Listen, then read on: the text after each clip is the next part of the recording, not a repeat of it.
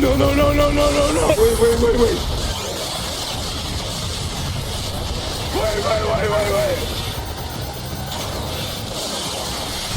Oh, shit!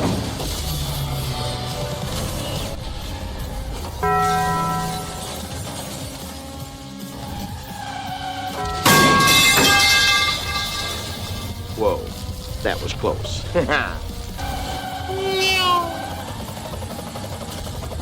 Hello there.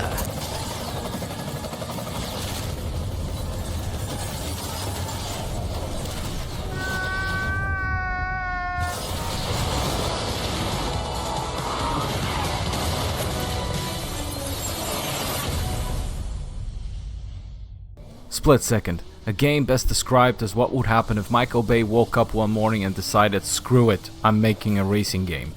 You've got speed, you've got explosions, you've got Hollywood tier chaos on the track.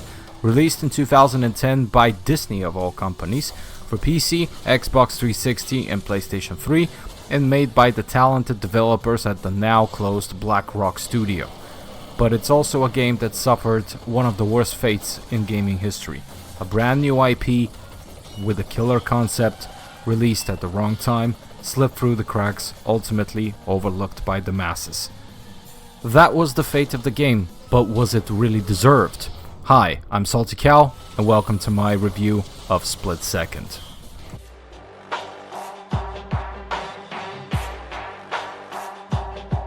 Split Second doesn't have a story in the traditional sense. Instead, everything is wrapped in a sleek, near-future setting where you play as an anonymous driver competing in the latest national obsession, a reality TV racing championship. But this isn't about clean laps and checkered flags. The real stars here are chaos, carnage, and cinematic destruction. Each race unfolds in high-risk environment, airport graveyards, shipping docks, and even decommissioned nuclear power plant, all conveniently evacuated to keep the explosions guilt-free. Your goal? Win the race by any means necessary. Trigger-controlled demolitions, collapse buildings, derail trains, whatever it takes to secure the pole position and guarantee your spot in the next televised episode. No characters, no plot twists, just pure adrenaline-fueled mayhem. Pick your car, hit the track, and tear the world apart for the cameras. After all, the producers only care about one thing: ratings.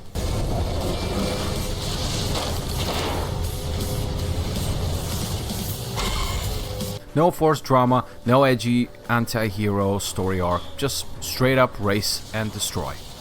But this is where I genuinely believe the game would have benefited from some kind of a story. Any kind. Doesn't matter how cheesy or over the top it might have been. If I was tasked to think of a story, just any story to work with this game, here's what my dumb head popped after 10 minutes of thinking. The producers of the show are secretly terrorists. Lucky ones who stumbled upon a massive stash of bio and nuclear weapons. Unbeknownst to the world that got instantly hooked to the new show, in fact, they never realized that they are essentially taken as hostages. Not enough high ratings and pay-per-view dividends in the terrorists' crypto wallets? Boom, there goes another city. If ratings are high enough and crypto wallets from pay-per-views are up to the terrorist group's liking, the more of a chance the cities in the world will live to see another day. You're a former racer, reluctantly recruited by a shadowy agency. Since these races happen in a closed-off areas, think Death Race, yeah, the one with Jason Statham, there is bound to be equipment and relays scattered across the tracks, mainly so they can televise from every possible corner the carnage happening on the track, and thus keeping the audience happy and thirsty for blood. The only way you would be in their proximity to hack them with the right gadgets is to actually race on the track and put your life on the line every time. The secret mission, other than staying alive and winning, is also to collect and decrypt data chunks from that equipment and relays as much as you can while racing. With each race, thanks to your help, the agency inches closer to locating the terrorists, their cells, and their stash of WMDs spread across the entire globe. Decipher enough chunks during a race and the agency will have enough to neutralize different sleeping cells or WMD stashes until the terrorists themselves have nothing left to threaten the world with. Some of these relays might initially be unreachable, so sometimes instead of Going full Michael Bay on every corner, you may need to strategically hold back your power plays, save up enough to trigger specific only events, or massive track changing event that lets you actually reach that relay and get closer to the truth. But wait! There's more! Let your character have a rivalry with the current superstar racer of the TV program, the one that has caused the most destruction, longest survivor, and multiple times champion in a row to turn out to be actually the leader of the terrorist group all along. With every advancement of your objectives, that villain starts to become more and more suspicious of you, the newcomer, after you and the agency make sure that you left the terrorist group toothless, and the game in the end to have the Oh shit! moment of realization who the leader actually is. There can be an unsanctioned one last race where you are the sole target of everyone on the track, being hacked so you can't, for example, use your power plays, and instead the leader is the one who unleashes all the power plays to kill you. Maybe adding a chopper as well to the mix, why not? For that mission you need to survive a total of 5 minutes while the agency is trying to counter the hack on you and give you back control of the power plays, take the leader out. Happy end. Now, as you will probably have guessed from my 5-minute crafts level story, I'm no screenwriter. And that's my point. Even a basic dumb popcorn flick kind of story gives players the very least a reason to keep playing. Sometimes you need something to pull them through the game after the novelty of exploding buildings and flipping airport terminals wear off. But I'll talk about that more later on.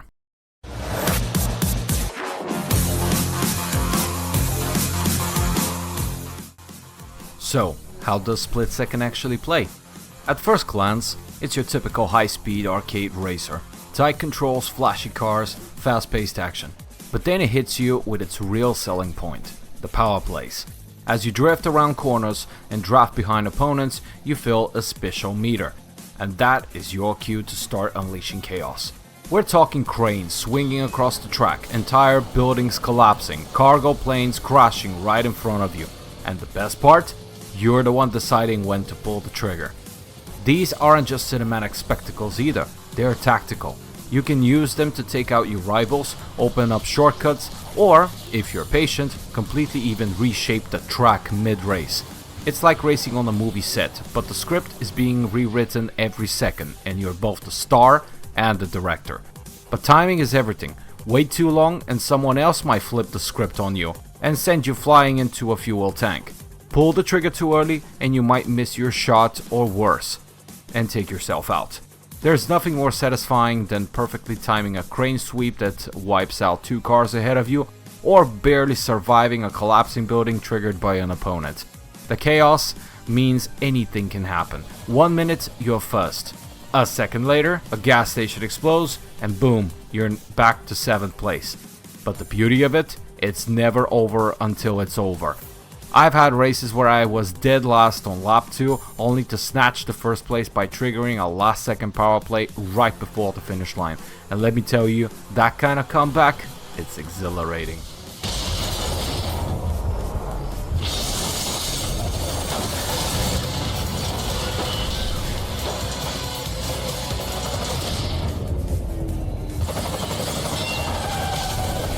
The game mainly features 3 fictional car brands: Ryback, Cobretti, and Hanzo.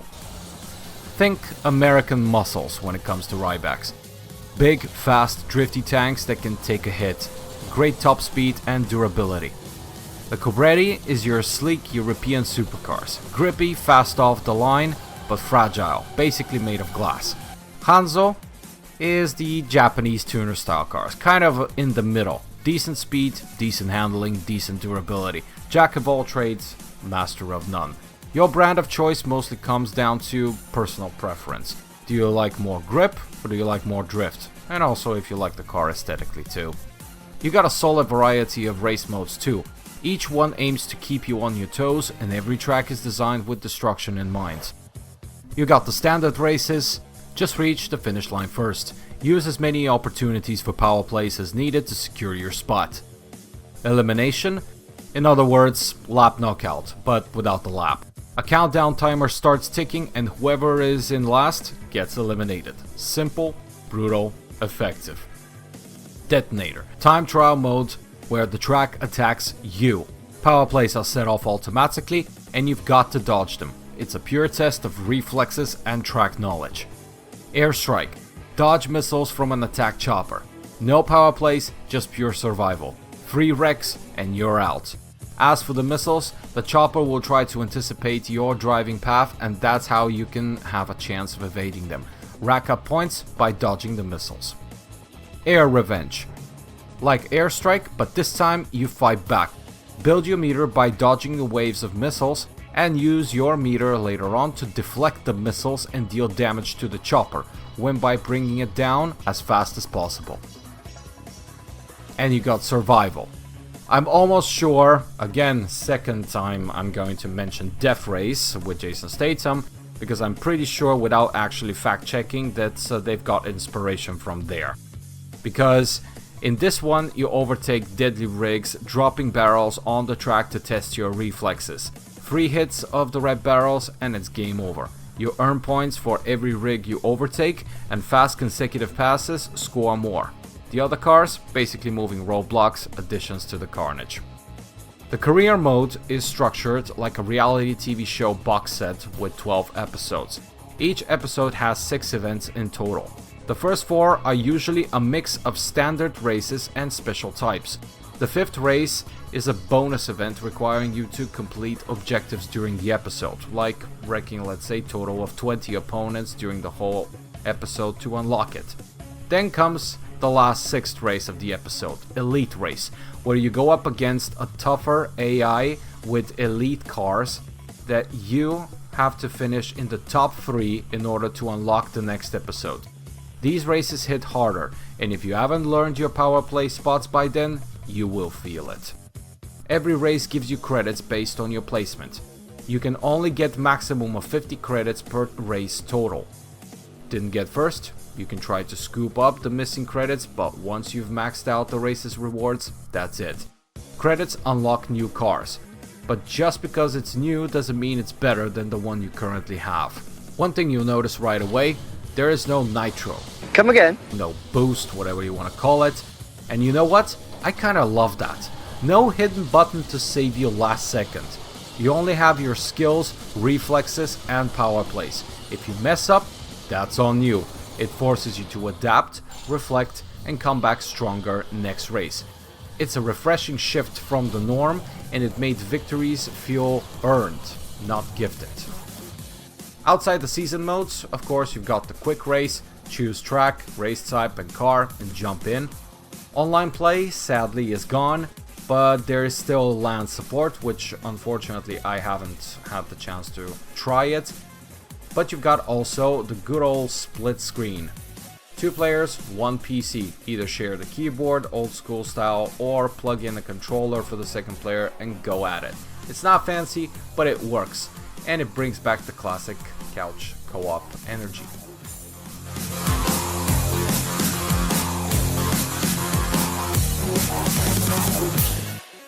Let's talk presentation, because Split Second doesn't just play like an action movie, it looks and sounds like one too.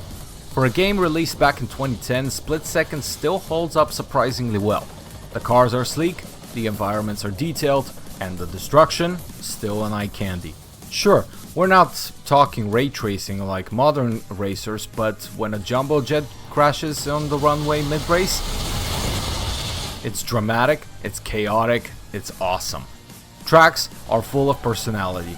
You could tell that's where the majority of the devs' work went in.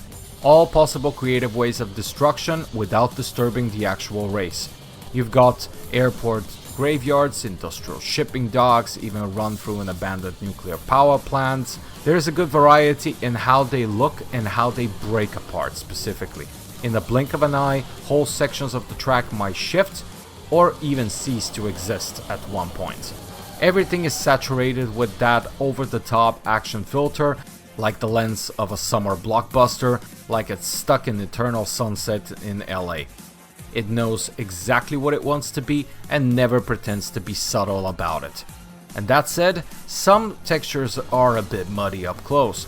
Car models are solid but not highly detailed compared to today's standards, but again, we're talking about a 15-year-old game after all. The sound design is pure adrenaline fuel. The engines roar, tires screech, and every power play detonation hits like a small earthquake. There is something deeply satisfying about the kaboom of a building collapsing onto your rival, or the echoing missile barrage of an attack chopper. The soundtrack, the devs proved that you don't need licensed music to have a good soundtrack. It's like the devs hired Hans Zimmer's second cousin and said, make it sound like something is about to explode any second. And it works. The music scores blend perfectly into the races. Honestly, it's one of those rare cases where I didn't get sick of hearing the same tracks over and over, because they match the pacing, they pump you up, and most importantly, they make you feel like you're in a life or death demolition derby with cameras rolling. The HUD is slick and minimal. Your power play meter sits neatly at the bottom of the screen, letting you know how close you are to unleashing destruction. No mini-map clutter, no excessive elements, not even a speedometer. What do you need it for? You're driving really fast. That's all you need to know.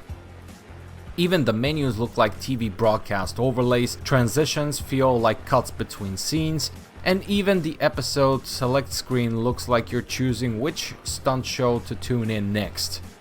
I play the game on PC and the game runs well even on modern rigs. No bugs, no crashes. As an overall vibe, Split Second nails its identity. It's not trying to be a sim racer, it's not trying to be Forza or Gran Turismo. It's polished, punchy, and unapologetically loud in all the right ways. It's the kind of game where style is substance, and thankfully that style still holds up more than a decade later.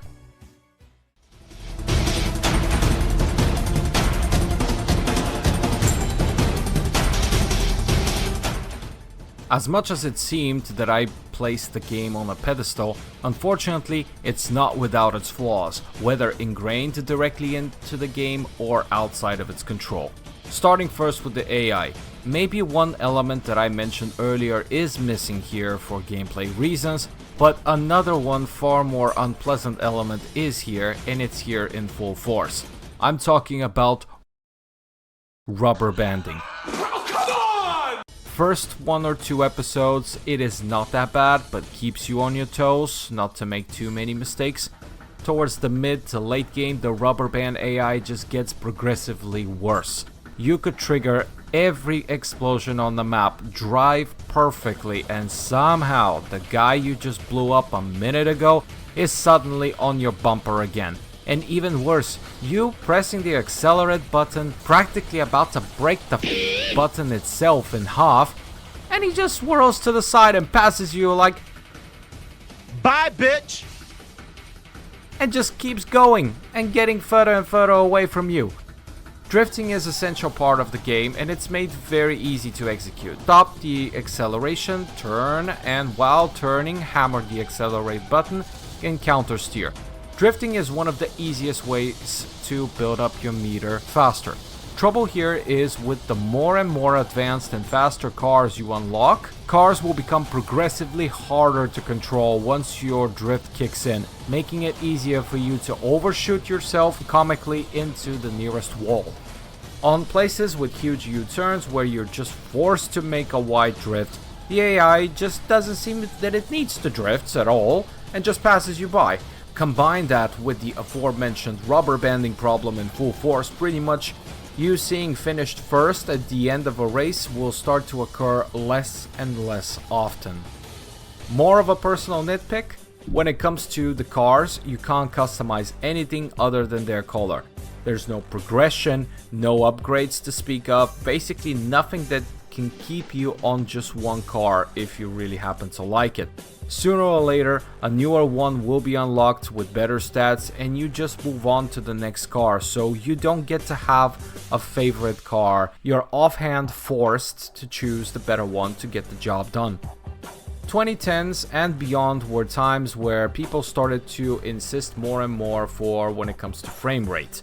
Personally, for me, it wasn't that much of a deal. It didn't bother me as the game itself ran very smooth for the most part, but for majority, I know it will be a problem. The devs have made the decision, just like EA had with their game Need for Speed The Run, which is possibly another game I will visit in future reviews, is the game is capped at hard 30 frame rate per second. Throughout the years, there have been a patch or two that brings the FPS from 30 to 60, but it always messed something up. Most of the times it was the physics of the game. Opponents randomly crashing into walls, power plays not working properly, or just plain not working at all. As far as I know, and I kind of tested it, there is a way to bring the frame rate up to 60, at least visually, and possibly more depending on the refresh rate of your screen, without messing with the physics of the game, by using an app that is called Lossless Scaling. It can be found on Steam, but be warned that the app costs $7, or I paid $6.89. I tried it, although I didn't spend much time tinkering, as there is no proper tutorial on the correct settings specifically for split second, and because I'm an idiot too. It did give the impression of raising the frame rates, making it more smooth by procedurally generating additional frames in real time, but for me, as you will see here, it comically looked as if the race was happening underwater. It just looked ridiculous. So, as I mentioned earlier, running the game in its original native frame rate of 30, it was running for me just fine, so I just abandoned the experiment. But if you know how, if it worked for you, feel free to share your settings in the comments below. I would love to try them. Another glaring problem that I can't ignore is that initially this game will be exhilarating and giving that awesome adrenaline kick vibe. You will be engaged with the game, the music, the feel, the action, up until a certain point. Somewhere mid-game or mid-season, you will start to realize that you've seen pretty much everything what the game has to offer. Tracks will start to repeat, and you will recognize that when they're mirrored. You will train very fast your eye to anticipate and see every possible power play trigger and counter it. And this little adrenaline kick, this factor of the unknown you had in the beginning, will just slowly start to fade until it's just yet another race. Combining that with the soiling the mood rubber banding, the thrill will definitely be lost. As great as the explosions are, once you've seen the set pieces a few times, the wow factor just starts to fade. The gameplay loop, while unique, doesn't evolve much beyond race and blow stuff up. Remember earlier when I told you about a little story that I came up with, possibly for this game? Yeah, it would have helped greatly. Not specifically my story, just any story whatsoever. This is probably my 6th or 7th time restarting Split Second, and I always hit the same wall. Around episode 5 or 6, the adrenaline fades, the wow factor is gone, and I start to feel like numb to it all. Like I'm forcing myself to push through just to say I finished it. Despite Split Second being mostly to predominantly positively received by both critics and gamers alike, the game at the end finished with the to be continued, which unfortunately we all know too well that Season 2 per se will never happen, and it had to do with the time when the game was initially released. Not only that, but the game released more or less alongside another new arcade racer IP that launched literally the same month. I'm talking about Blur. Published by Activision with real licensed cars, Mario Kart style power-ups, and more traditional racing mechanics. And I believe that sparked basically a new version of whether you are Team Star Trek or Team Star Wars, Team Edward or Team Jake, take your pick. In fact, the titans and giants that Split Second had to compete alongside with on release didn't make things better. In the same year, still from the racing scene, 2010 was also the fabulous return of Need for Speed back to its roots pre-Underground with Need for Speed Hot Pursuit, which basically blew everyone out of the water, and it wasn't even a competition at this stage. Almost total dominance of the attention. Outside of the racing genre, 2010 also brought to the gamers highly anticipated games such as Alan Wake and Red Dead Redemption, As you can probably fill in the gaps yourself, Split Second had zero chance. Disney Interactive didn't see a return of their investment into the new IP, and what a shocker, they abandoned it. BlackRock Studios unfortunately was forced to close doors, and with that for any hope to see a possible second season of Split Second.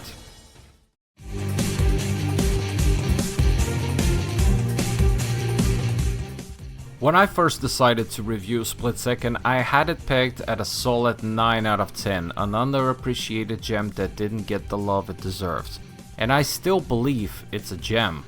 But after spending more time replaying it and writing this review, I realized I was seeing parts of it through rose-tinted glasses, as they say.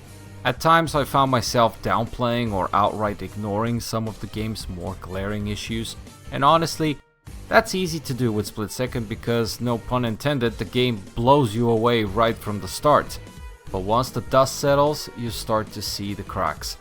Don't get me wrong, Split Second is far from a bad game. In fact, it's a game with a bold idea, strong identity, and a clear passion from the dev team. It just came out at the wrong time, against unbeatable odds. A classic case of the dreaded industry phrase, dead on arrival. So, no, it's not getting a 9 out of 10 as initially envisioned, but it does get a solid 7 out of 10 from me. Despite its flaws, Split Second is absolutely worth your time. It's one of those must play at least once in your life kind of games. Flawed, but unforgettable. If you enjoyed this review, consider subscribing, give me a thumbs up, and click on the notification bell so you don't miss my next upload. And hey, if you'd like to support the channel additionally, feel free to buy me a coffee, wink wink, always appreciated.